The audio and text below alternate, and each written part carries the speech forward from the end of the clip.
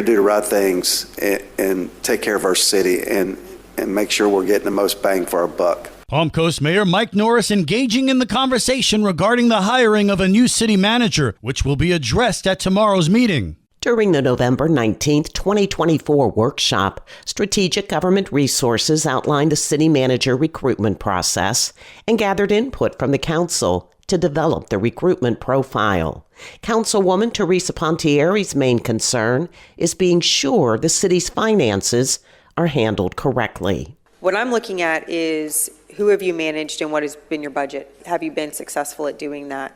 I would encourage City Council to do internet searches of these folks, not just looking at the paper resumes, because some of the backgrounds are less than savory. And, you know, everybody has blemishes in their past. But I think that if they have to do with financial mishandlings or grievances, we need to be very mindful of that. Councilman Charles Gambaro wants the city of Palm Coast to take the position seriously. I'm looking at it as a CEO.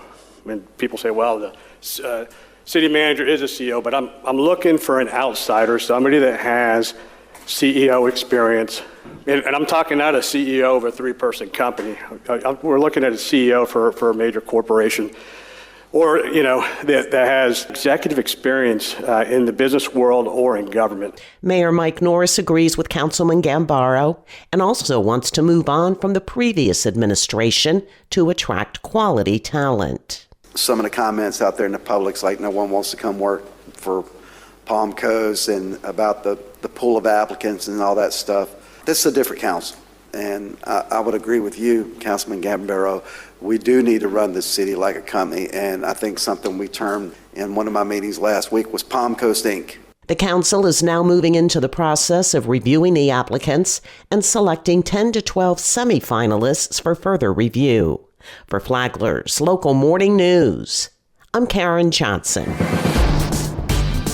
Good morning, Flagler County. I'm Rich Carroll. You're listening to Flagler's Morning News on Monday, January 27th. It does assist law enforcement with being more efficient in investigations, and that's where we're at right now.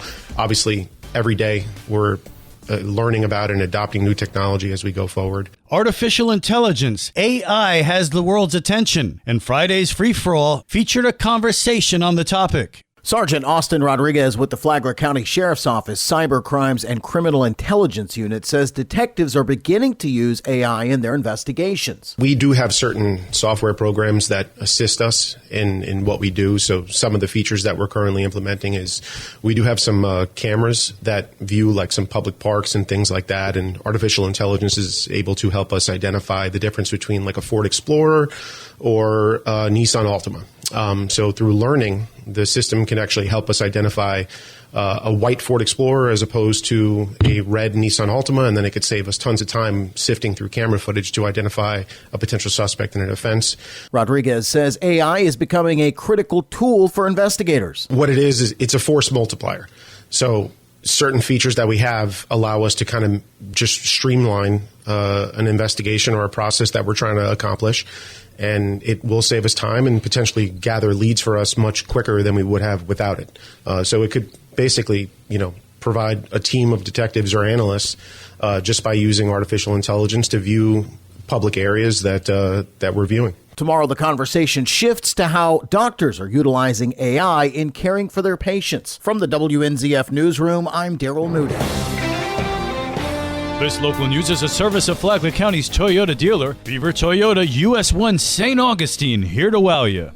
A great job by our General Assignment Section property crime detectives. The Flagler County Sheriff's Office has arrested a maintenance worker accused of stealing jewelry from a resident at Tuscan Reserve Apartments in Palm Coast. Flagler County Sheriff Rick Staley. After a victim reported missing jewelry, investigators in the Sheriff's Office General Assignment Section identified a suspect who had been pawning a significant amount of jewelry.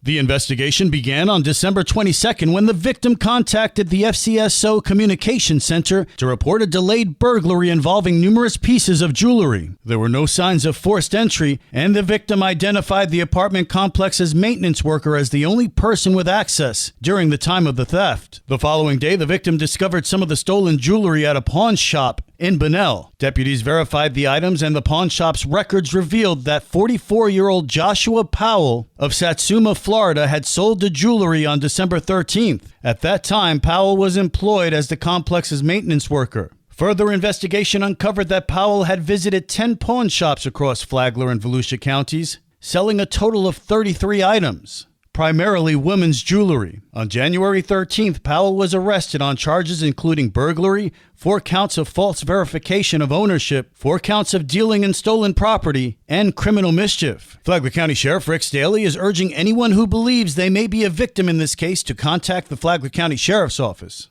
We believe there are likely other victims of this individual, and if you believe that your jewelry is missing, you should contact the sheriff's office for a deputy to respond to start the investigation.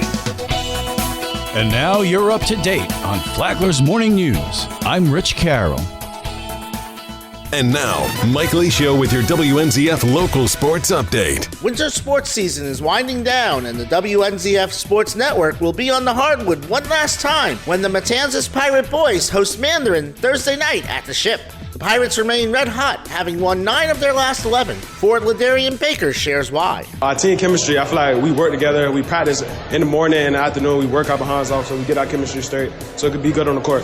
The Mustangs are 17-5 on the season. Watch live on the Flagler Radio YouTube channel and the WNZF Facebook page. Tip-off is at 7. The Bulldog Boys defeated Westside Friday to improve to 13-9. They travel to DeLand for the opening round of 5-star conference play. A win would give them their highest total in 8 years. Guard Nashawn Royal on the turnaround. We're playing better as a team. Our best record so far in my 3 years. Nate says the Dogs are ready to make some noise next week at Districts. We're ready. We've been talking about it since the first day we got here. We trying to make something out of us. We're not trying to be here for no reason.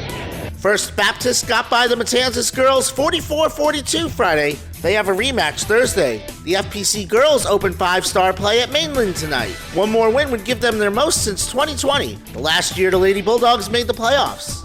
In wrestling, Ani Brown and Cardi Michelle reached the finals for Matanzas in the girls' night out meet this weekend in Ocoee. FPC girls weightlifting was the runner-up in traditional at Districts this weekend. Regionals take place next month. Soccer districts continue this week. The Pirate Boys host Nice tomorrow, 5:30 at the Ship. Bulldog Soccer's Jack Moberly will be joining his teammate Evan Papadakis at Toccoa Falls College next year. In tennis news, high school preseason begins this week. FPC is at Trinity Prep Thursday. Locally, the 14th annual USTA Palm Coast Men's Open begins preliminary play today, culminating in the finals this weekend. WNZF is your home for local sports, with updates Mondays and Fridays. From the sports desk, I'm Mike Lee.